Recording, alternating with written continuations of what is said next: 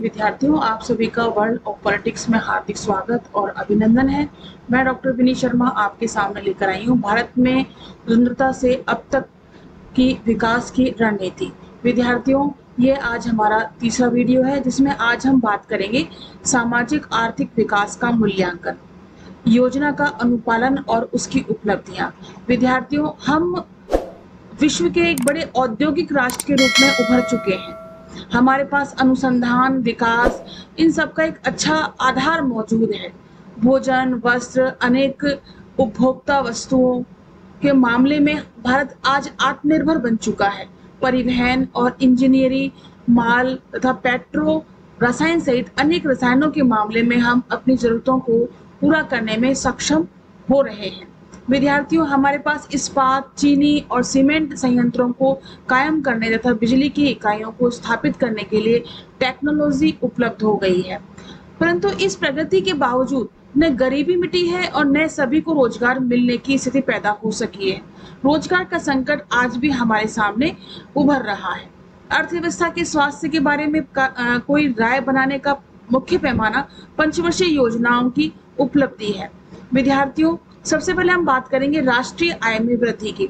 जहां तक विद्यार्थियों राष्ट्रीय आय में वृद्धि का प्रश्न है, नवी योजना के आरंभिक प्रारूप में 7% सालाना वृद्धि का लक्ष्य रखा गया था, पर योजना के शुरू में 2 वर्षों 1997 और 1998 में प्राप्त विकास दर लक्ष्य से नीचे रही। इसलिए संशोधित प्रारूप में 6.5% की विकास दर निश्चित की गई, परंतु प्राप्त विकास दर 5.35% रखी गई और 11वें योजना में औसत विकास दर 9% रखने का लक्ष्य रखा गया।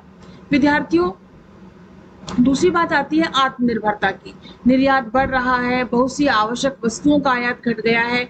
भोजन, वस्त्र, अनेक उपभोक्ता वस्तुओं के मामले में भारत आज आत्मनिर्भर बन चुका है। इंजीनियरिंग, माल और महत्वपूर्ण अस्त्र शस्त्रों के निर्माण अब देश में ही होने लगे हैं।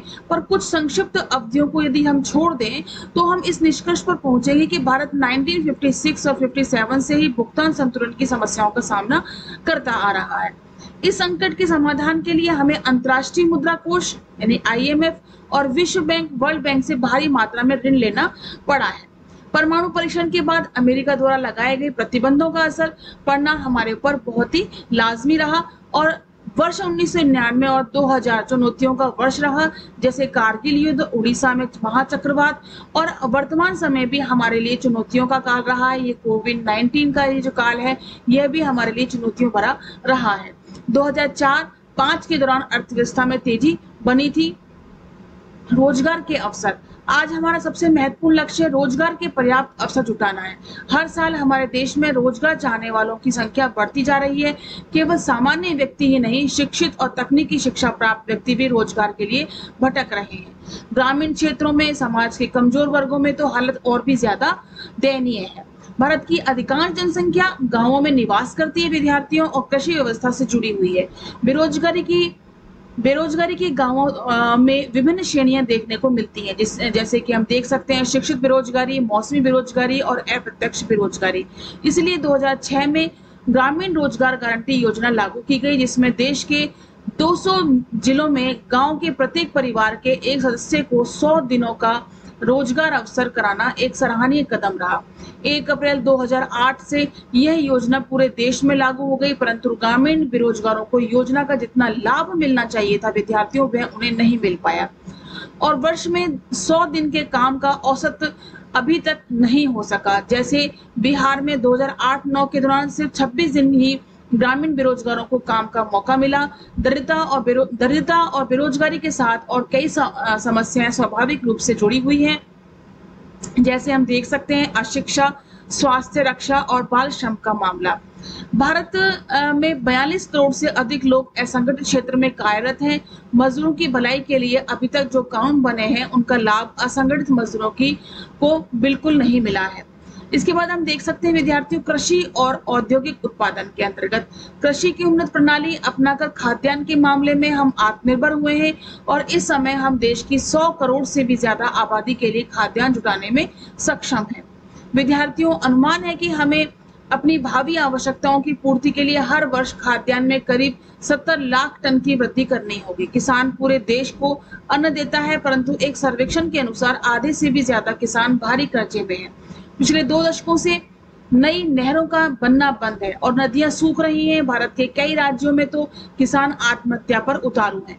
1964 और 65 तक औद्योगिक उत्पादन उत्साहजनक हो रहा है, पर इसके बाद भी हम गिरावट देख सकते हैं और सार्वजनिक क्षेत्र के उद्योगों का प्रबंध एक बुनियादी मुद्दा बन चुका है।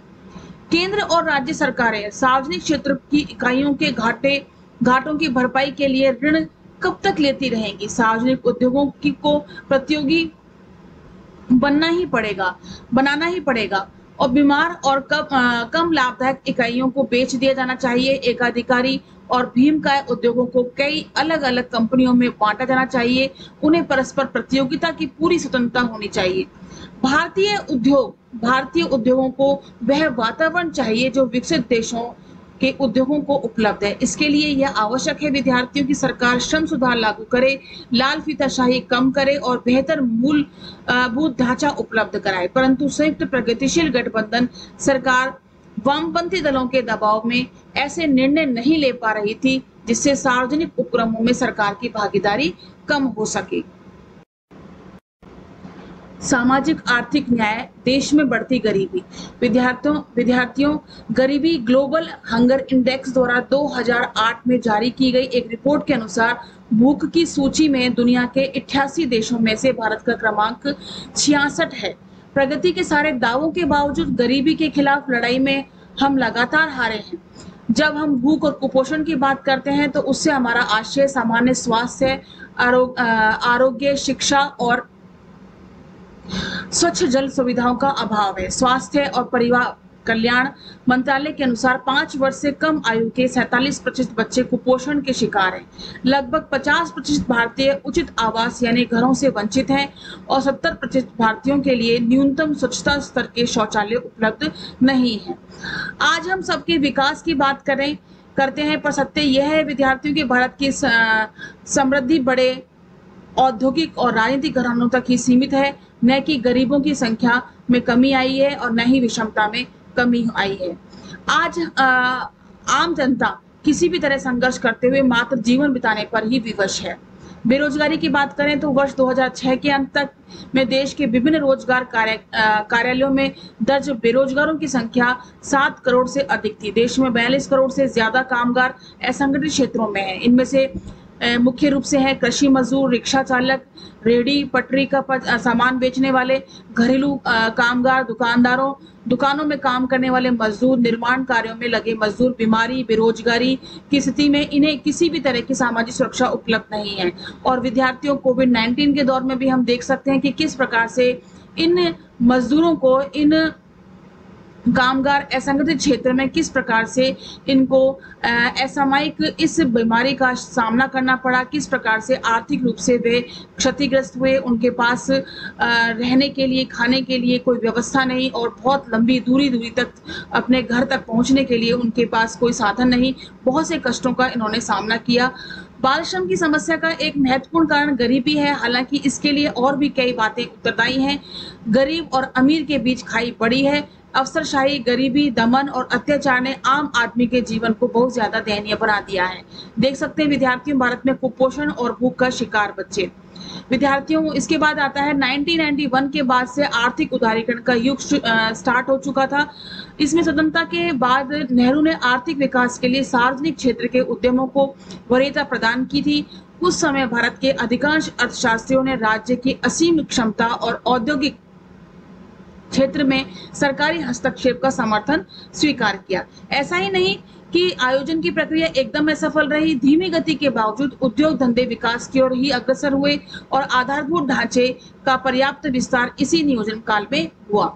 विद्यार्थियों, 1980 के दशक में राज्य की वास्तविक भूमिका को लेकर एक जीवंत बहस चल पड़ी। जापान, हांगकांग, दक्षिण कोरिया जैसे देश आर्थिक प्रतियोगिता के द्वारा अधिक उत्पादकता प्राप्त करने में समर्थ रहे, जबकि भारत की अतिशय नियंत्रण नीति ने उद्योग और टेक्नोलॉजी संबंधी सुधारों में बाधा पहुंचाई। समाजवाद के प्रति हमारे उत्साह की वजह से सार्वजनिक उद्योगों का खूब विस्तार हुआ, पर नौकरशाहों की अकुशलता और लापरवाही के कारण हमारी उपलब्धियां काफी कम रही। इसलिए यह महसूस किया गया कि हमें उन पुरानी मान्यताओं को छोड़ना होगा जो नकारा सिद्ध हो चुकी हैं। ब्रिटेन में थैचरवाद और अमेरिका में रेगनवाद के उदय का यह परिणाम निकला है कि लगभग सभी देशों ने आर्थिक क्षेत्र में सरकार की भूमिका पर प्रश्न चिन्ह लगाया है। करीब 4 दशकों की नियंत्रित अर्थव्यवस्था के बाद 1990-91 में भारत में मुक्त बाजार अर्थव्यवस्था की शुरुआत की गई। विद्यार्थियों, अब देखते हैं भारत की औद्योगिक और व्यापार नीतियों में किए गए परिवर्तन अर्थात नई आर्थिक नीति क्या थी। नई आर्थिक नीति का उद्देश्य उत्पादकता और रोजगार के अवसर बढ़ाना था। भारतीय उद्योगों को विश्वव्यापी प्रतिस्पर्धा के लिए तैयार करना था। सरकार ने औद्योगिक नीति में बहुत से परिवर्तन किए। पहला, नए उद्योगों की स्थापना के लिए जरूरी लाइसेंस प्रणाली को समाप्त कर दिया गया। सुरक्षा, सामरिक और पर्यावरण की दृष्टि से संवेदनशील उद्योगों को छोड़कर शेष सभी उद्योगों के लिए लाइसेंस की अनिवार्यता समाप्त कर दी गई। अब सिर्फ इस तरह के उद्योगों के लिए लाइसेंस की आवश्यकता रहेगी जैसे सिगरेट, तंबाकू, रक्षा उपकरण, गन पाउडर और औषधि। ऐसे ही उद्योगों के लिए आवश्यकता रखी गई। दूसरा, सार्वजनिक क्षेत्र के लिए आरक्षित उद्योगों के दरवाजे निजी क्षेत्र के लिए भी खोल दिए गए और संरक्षणात्मक नीति का त्याग किया जा रहा है ताकि उद्योगों को एक समुचित सीमा तक प्रतियोगिता की स्थिति में लाया जा सके। अब जो क्षेत्र सार्वजनिक क्षेत्र के लिए आरक्षित रह गए हैं वे हैं परमाणु ऊर्जा, रेल परिवहन इत्यादि। तीसरी हम देखें परिवर्तन तो विदेशी पूंजी निवेश की सीमा बढ़ा दी गई और कुछ उद्योगों के लिए 100% कर दी गई। यह महसूस किया गया विद्यार्थियों की पूंजी निवेश के अभाव में भारतीय उद्योगों के विस्तार की गति धीमी रही और वे अंतर्राष्ट्रीय प्रतिस्पर्धा की दौड़ में पिछड़ गए।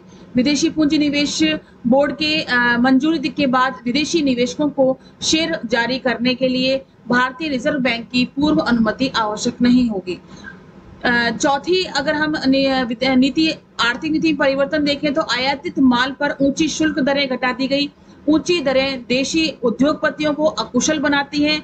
जैसे भारत में यदि किसी माल पर 200% का आयात शुल्क वसूला जाता है तो इसका अर्थ यह हुआ कि भारतीय उत्पादक विदेशी उद्योगपतियों की तुलना में 200% कम दक्ष हो सकते हैं। अर्थात भारी आयात शुल्क की वजह से वह वस्तु देश में महंगी हो जाती है और इसकी मार बेचारे भारतीय उपभोक्ताओं पर पड़ती है। अब तो विश्व व्यापार संगठन के निर्देशों की वजह से आयातित वस्तुओं पर मात्रात्मक प्रतिबंध भी समाप्त कर दिए गए हैं।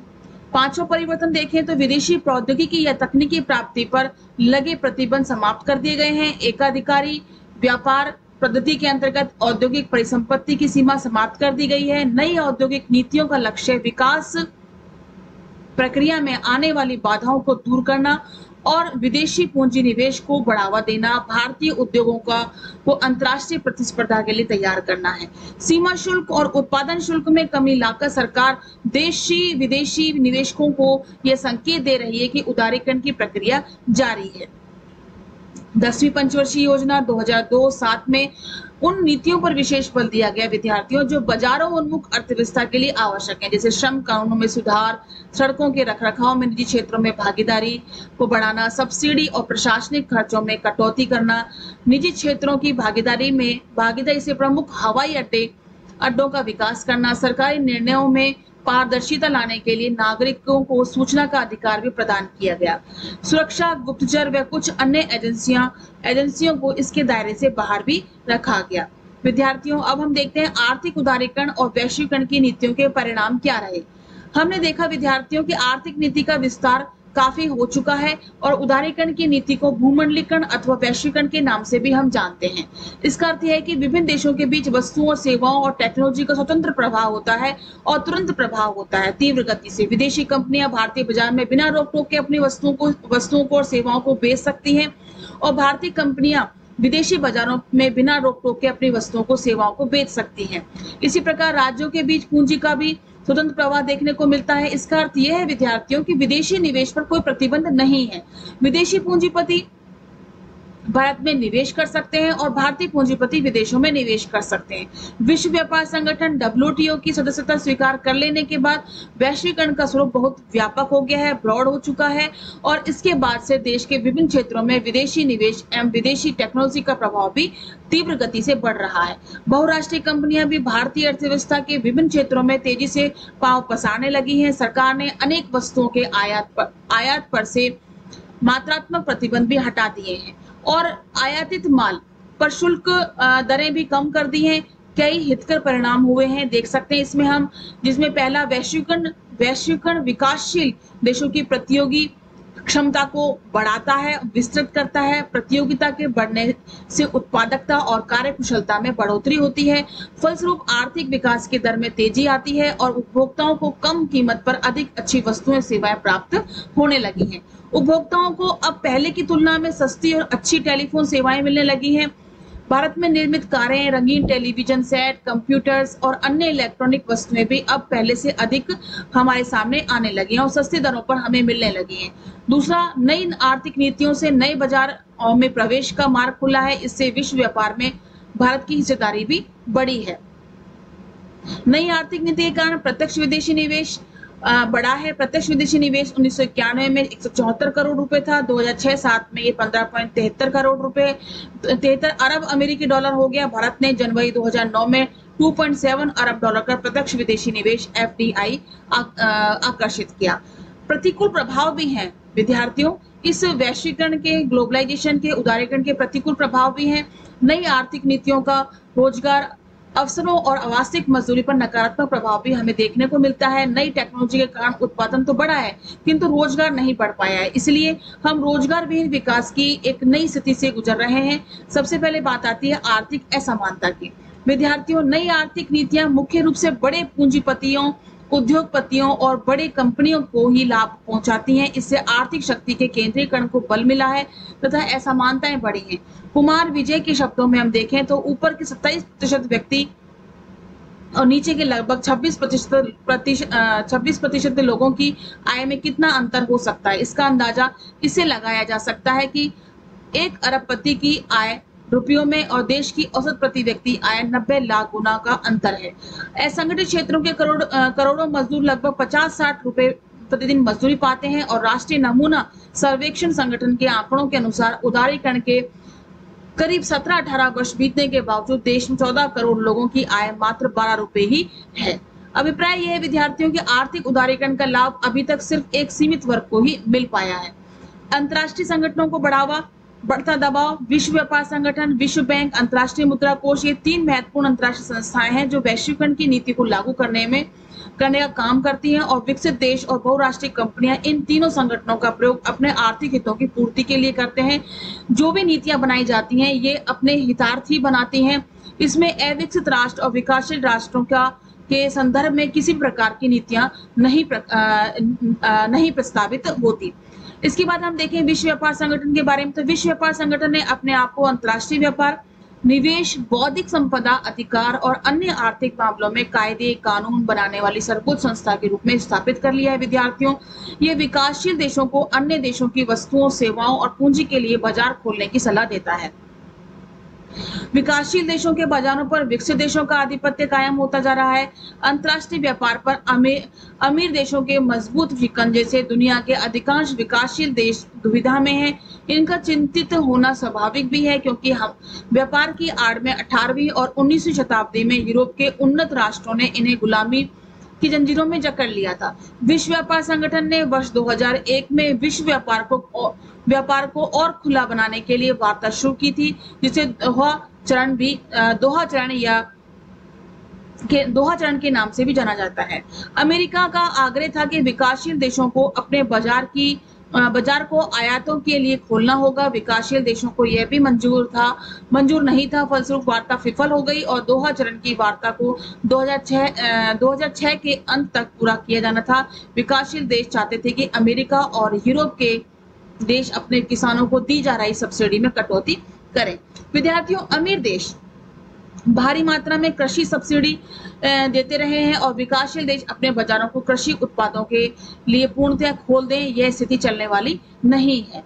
व्यापार की अड़चनें दूर करने के लिए जुलाई 2006 में जेनेवा में वाणिज्य मंत्रियों की बैठक में आम सहमति नहीं बन सकी और भारत के वाणिज्य मंत्रियों ने इस गतिरोध के लिए अमीर देशों को जिम्मेदार ठहराया और कहा कि उन्हें देश के 65 करोड़ किसानों की अनदेखी मंजूर नहीं है। भारत के प्रधानमंत्री और वाणिज्य मंत्री ने विकसित देशों से अपने कृषकों को, अपने किसानों को संरक्षण या सब्सिडी कृषि सब्सिडी देने की नीति छोड़ने की अपील की। इसी मुद्दे को लेकर जुलाई 2008 में जिनेवा में हुए व्यापार वार्ता एक बार फिर से असफल हो गई।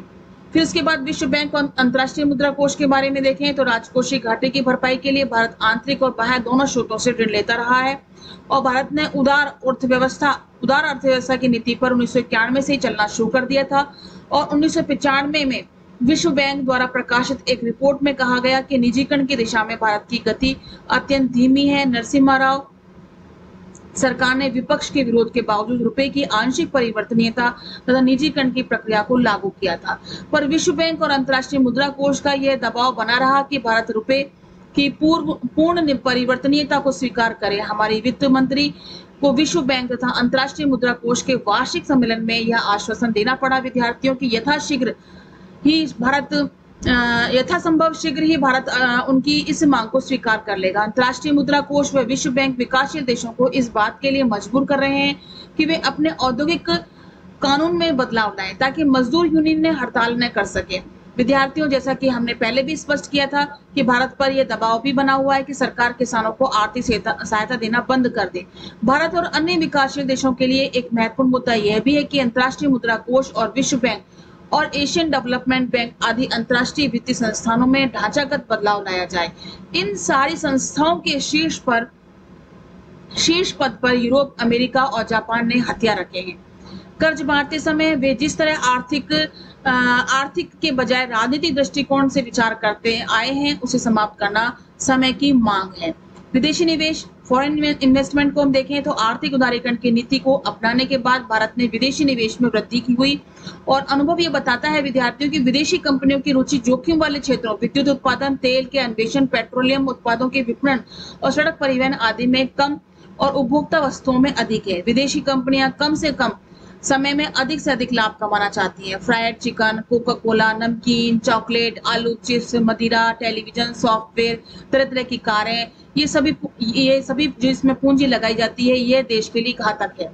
यदि बड़ी बड़ी विदेशी कंपनियां स्वचालित मशीनों द्वारा उपभोक्ता वस्तुओं के निर्माण में जुट जाएं, तो निश्चित रूप से छोटे छोटे उद्योगपतियों को बाजार से बाहर हो जाना पड़ेगा और लाखों करोड़ों लोगों को रोजी रोटी छिन जाएगी और छिन भी गई है। विद्यार्थियों, मैक्सिको, इंडोनेशिया, थाईलैंड, इनके उदाहरणों को हम देख सकते हैं और विकसित देशों की कंपनियां विकासशील देशों के उद्योगों पर गिद्ध दृष्टि लगाई बैठी है। वे विकासशील देशों की कंपनियों को औने पौने सस्ते में खरीद कर इन देशों के बाजारों को हथियाना चाहती है और विदेशी कंपनियां चाहती हैं कि भारतीय कंपनियां पिट जाएं और फिर वे भारत में अपना माल मनचाही कीमत पर बेच सकें। इसके बाद विद्यार्थियों, आर्थिक उदारीकरण और विनिवेश। आर्थिक उदारीकरण का ये अर्थ नहीं कि गरीबों के प्रति राज्य की कोई जिम्मेदारी नहीं है। रोजगार, शिक्षा, सार्वजनिक स्वास्थ्य की उपेक्षा उचित नहीं है। इन्हें उपलब्ध कराने के लिए आर्थिक संसाधन चाहिए। सार्वजनिक या सरकारी क्षेत्र में चल रहे कल कारखानों यानी फैक्ट्रियों और उपक्रम यदि जर्जर हो चुके हैं तो उन्हें बेचकर काफी पूंजी अर्जित की जा सकती है, परंतु मई 2004 से लेकर 8 जुलाई 2008 तक मनमोहन सिंह सरकार वामपंथी दलों के सहयोग से चलती रही और इन पार्टियों के दबाव में आकर सरकार ने कई सार्वजनिक उपक्रमों में जारी विनिवेश प्रक्रिया को रोक दिया। जिन उपक्रमों में जारी विनिवेश प्रक्रिया रोकी गई उनमें से कुछ हैं Hindustan petroleum, shipping corporation of India, engineers India limited, state trading corporation of India limited. सरकार के इन फैसलों से प्रधानमंत्री की सुधारवादी छवि को बड़ा धक्का लगा। अनेक सरकारी उपक्रम पुरानी तकनीक और उत्पादक क्षमता के अभाव में अपनी उपयोगिता खो चुकी हैं और देश के हित में यही है कि विनिवेश प्रक्रिया आगे बढ़े और 2009 का जनादेश इस दृष्टि से महत्वपूर्ण है कि वामपंथी दलों की वजह से जो आर्थिक सुधार पीछे छूट गए हैं, अब उन्हें फिर से गति मिलेगी। मनमोहन सिंह सरकार ने आर्थिक सुधारों को लागू करने के जो बात कही उसको अमल में लाने में काफी समय लगा। 2 जुलाई 2009 को संसद में पेश आर्थिक सुधार कार्यक्रम के प्रमुख बिंदु जो थे वो इस प्रकार से थे। विनिवेश से प्रतिवर्ष 25,000 करोड़ रुपए प्राप्त करने का लक्ष्य रखा गया और घाटे में चल रही सरकारी कंपनियों को नीलाम किया गया और बैंकों की विदेशी सीमा को बढ़ाकर 49% तक किए जाने का निर्णय भी किया गया।